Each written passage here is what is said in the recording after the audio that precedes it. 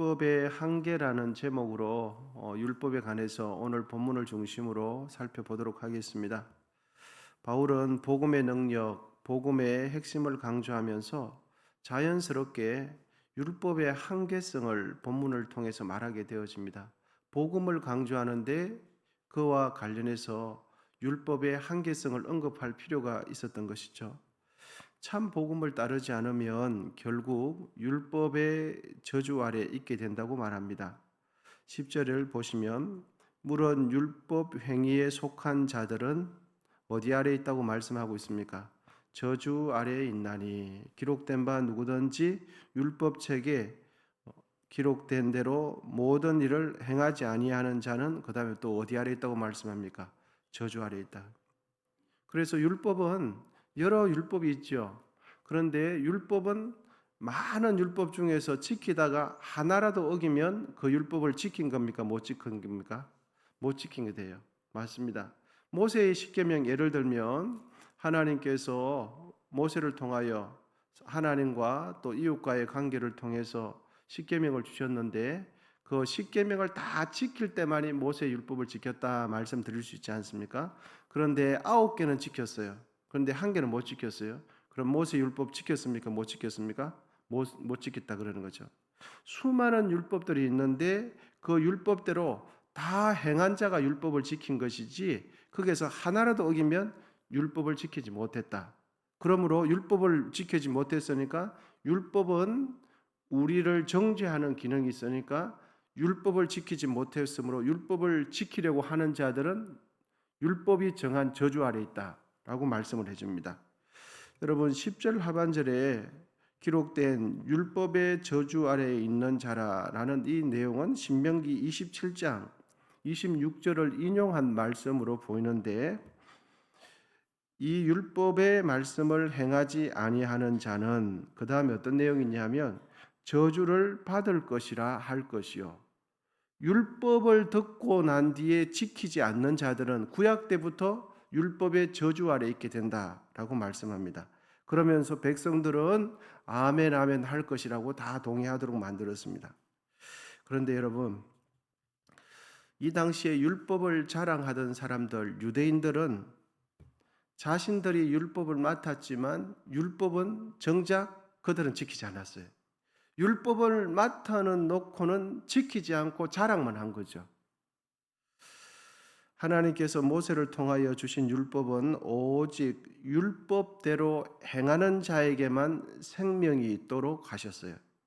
율법을 지켜 완수하는 자에게만 생명이 있도록 했습니다. 하지만 모세의 율법을 구약의 이스라엘 백성들은 지켰습니까? 못 지켰습니까? 못 지켰어요. 율법을 자기들이 받았다, 율법을 받은 민족이라고 자랑은 했지만 율법대로 행하지 않았거든요. 그러니까 율법을 통해서 주려고 했던 생명은 율법을 통해서 지키려고 하는 자들은 끊어지게 된 거죠. 그러므로 율법을 지킴으로 하나님 앞에서 의롭다라고 인정을 받으려고 했던 자는 결국 어디 아래 있다고요? 율법의 저주 아래 있을 수밖에 없다라는 논리를 지금 펴고 있는 겁니다. 왜냐하면 율법을 지켜 행하지 않았기 때문에. 여러분 모든 사람은 하나님께서 베푸시는 은혜와 자비가 없으면 어느 누구도 율법의 저주에서 벗어날 수가 없습니다. 하나님의 은혜의 약속이 아니고 은혜의 역사가 아니고는 하나님 앞에서 의롭다 함을 인정받을 자는 아무도 없습니다. 죄인된 인간이 절대자 앞에서 완벽하신 신 앞에서 인정받을 수 있는 유일한 방법은 하나님께서 우리에게 긍휼을 베풀어 주시는 것, 그 은혜를 받는 방법밖에는 신 앞에 의롭다 인정받을 수 있는 자는 아무도 없습니다. 여러분 바울은 11절을 통해서 하나님 앞에서 율법을 통해서 의롭게 될 사람은 아무도 없다고 다시 한번 말씀해 주는데 이제 11절 천천히 한번 읽어보겠습니다. 11절입니다. 시작. 또 하나님 앞에서 아무도 율법으로 말미암아 의롭게 되지 못할 것이 분명하니 이는 의인은 믿음으로 살리라 하였습니다. 아무도 율법을 통해서 의롭게 되지 못할 것이 분명하다. 율법을 지키는 그 행위로 하나님 앞에서 창세 이후로 의롭다함을 받을 사람은 아무도 없는 것이 분명하다. 가르쳐주고 있습니다. 하나님은 모세를 통해서 율법을 사람에게 주었죠. 그런데 율법을 주는 하나님의 의도는 사람을 구원하실 의도는 여러분 없었습니다.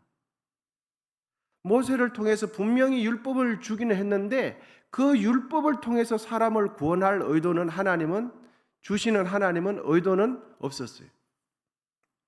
하나님의 의도는 창세기 아브라함 때부터 사람을 구원할 때 무엇을 통해서 구원하려고 했냐 하니까 구약 때부터 믿음을 통해서 구원하려고 했어요. 사람을 의롭게 하고 또 하나님을 믿는 믿음을 통해서 사람을 구원하시도록 하나님께서는 구약 때부터 하셨어요. 그러면 구약에 모세의 율법은 왜 주셨는가 궁금하실 수 있죠. 그러면 구약도 믿음을 통해서 주려고 했다면 율법을 주시지 말지. 여러분 이유가 있습니다.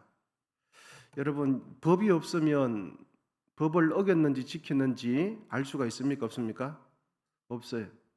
율법이 없으면 우리가 하나님 앞에서 죄를 짓는지 안 짓는지 알 수가 있습니까? 없습니까? 없어요.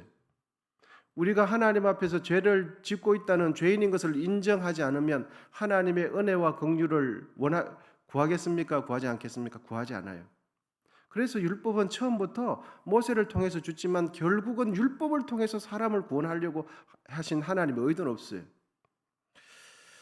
하나님께서 사람과 관계를 맺기를 하나님께서 맺기 원하셨던 관계는 처음부터 행위를 통해서가 아니라 믿음을 통해서 관계를 맺기 원하셨습니다.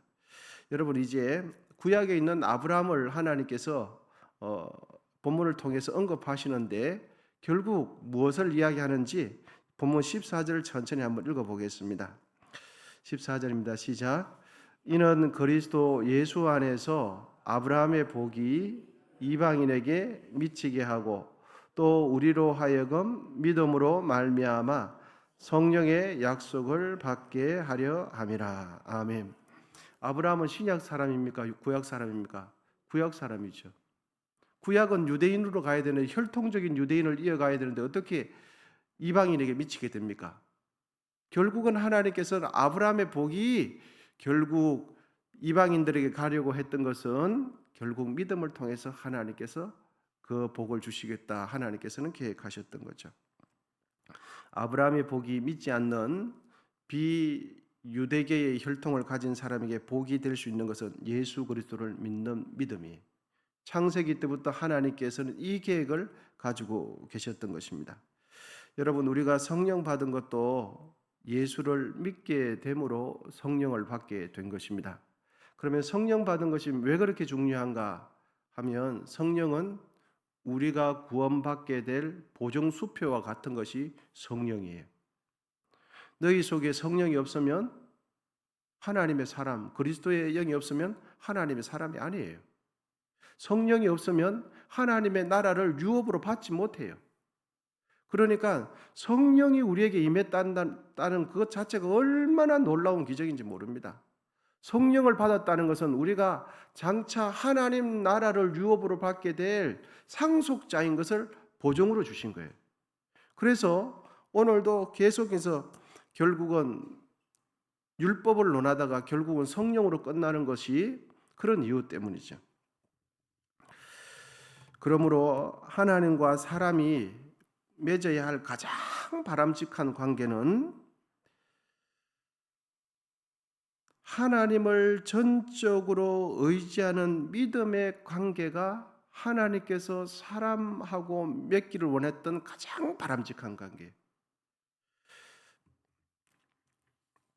사람이 하나님 앞에서조차 의롭게 되는 것은 믿음이라고 말씀드리고 있는데 그 믿음이 뭐냐 하면 창조주 하나님을 나의 하나님으로 인정할 뿐만 아니라 나의 모든 생명과 구원이 하나님께 전적으로 달려 있다고 믿는 것, 바로 이것이 하나님께서 사람하고 관계를 맺기를 원하셨던 가장 바람직한 관계. 나의 모든 것은 하나님께 달려 있고 고백할 뿐만 아니라 그 고백을 가지고 살아가는 이 관계가 바로 믿는 믿음이에요. 여러분 잊지 마십시다. 하나님을 향한 우리의 행위, 우리의 헌신, 우리의 봉사, 우리의 경력이 나를 구원하는 게 아닙니다. 우리의 믿음이 우리를 구원해요. 예수 그리스도가 나의 생명이고 나의 모든 것은 하나님께로부터 왔고 하나님이 아니면 나의 존재 자체가 없어진다는 이 믿음이 우리를 구원해요. 왜? 이 믿음은 하나님께서 처음부터 사람과 하나님 사이에 그 관계성을 맺고자 했던 그 관계가 바로 이 믿음이기 때문에, 단순히 예수는 나의 구주요라는 이 한마디 말을 했다고 구원받는 게 아니에요. 예수는 나의 구주다라는 이 말 속에는 나의 모든 생명과 나의 모든 것이 예수 그리스도 아니고는 존재할 수 없고, 그 고백하는 것을 실제적으로 내 마음에서 신뢰하고 바탕하는 것, 이것이 믿음이라고 말하는 거죠. 여러분 이제 본문 13절 이제 같이 또 천천히 한번 읽어보겠습니다. 본문 13절입니다. 시작. 그리스도께서 우리를 위하여 저주를 받은 바 되사 율법의 저주에서 우리를 속량하셨으니 기록된 바 나무에 달린 자마다 저주 아래에 있는 자라 하였음이라. 이제 갈라디아서 13장 13절은 나무에 달린 자는 저주받은 자다, 이런 표현이 있죠. 이거는 예수님께서 우리가 져야 할 율법의 저주를 예수님께서 대신 담당했다, 이런 의미입니다. 그래서 앞에서 쭉 논리를 펴오다가 결국 13절로 마무리합니다. 속량하셨다는 것은 대가를 지불했다는 거예요. 대가를 지불하고, 그래서 예수님께서는 우리가 받아야 할 저주를 예수님께서 십자가 위에서 다 지셨다 말씀한 거죠. 그래서 예수님 안에 있는 자는 율법의 의를 이룬 것이 됩니다. 예수님 안에 있는 자는 율법의 의를 다 만족시킨 자가 돼요. 그래서 예수님 안에 있는 자는 하나님 앞에 가면, 하나님 앞에 서면 어떻다고 하나님께서 말씀해 주시겠습니까? 의로운 자다라고 말씀해 줘요. 무엇을 보시고요? 나의 행위와 수고와 헌금과 봉사를 본 것이 아니라 예수의 피를 보시고 우리를 의롭다고 말씀해 주시는 거죠. 그래서 우리는 늘 예수님의 보혈을 찬양하는 거죠. 보혈의 능력을 믿는 거죠. 보혈이 그렇게 감사한 거죠. 고린도후서 5장 21절인데요. 하나님이 죄를 알지 못하신 이를 우리를 대신하여 죄로 삼으신 것은 우리로 하여금 그 안에서 하나님의 의가 되게 하려 하심이라. 하나님의 의를 이루어 드릴 수 있는 것은 예수의 피밖에 없어요. 예수님밖에 없는 거죠. 이제 말씀을 마무리하기를 원합니다. 여러분, 우리가 아브라함의 후손이 된 것은 왜 아브라함의 후손이 되었습니까? 아브라함과 같은 믿음을 따랐기 때문이죠. 믿음으로 하나님의 자녀가 우리는 되었고요, 믿음으로 구원받았습니다. 그러면은 우리에게 주어진 오늘 하루 어떻게 살아야 될까요? 믿음으로 살아야 될 줄 믿습니다. 예수 그리스도가 나의 구주라는 그 믿음 위에 사는 거죠.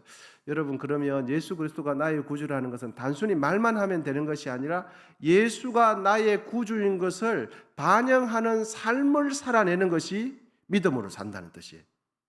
어떤 것을 선택할 때도, 어떤 것을 결정할 때도 예수가 나의 구주라는 것이 반영이 되는 선택을 하는 삶을 사는 것이죠. 그것이 믿음으로 산다는 것입니다. 그래서 오늘 우리에게 주어진 시간 이제부터 되는데 여러분 어떻게 사시겠습니까? 예수가 나의 주인입니다. 예수가 나의 생명입니다. 예수가 나의 생명을 지금도 붙들고 계십니다. 라는 이 고백이 반영되는 삶을 사시고 그것이 표현되는 삶을 살게 되시기를 축복합니다. 이것이 아브라함을 따라서 믿음으로 살아가야 할 사람이 살아내는 삶이 되는 것입니다. 여러분, 우리의 구원은 나의 수고, 나의 봉사, 나의 성실함으로 이루어지지 않아요. 오직 예수 그리스도의 그 의를 통해서만 구원받게 됨을 믿으시고 예수님의 의를 자랑하고 예수님을 의지하는 것에 더욱 힘을 쓰게 되시기를 축복합니다. 기도하겠습니다.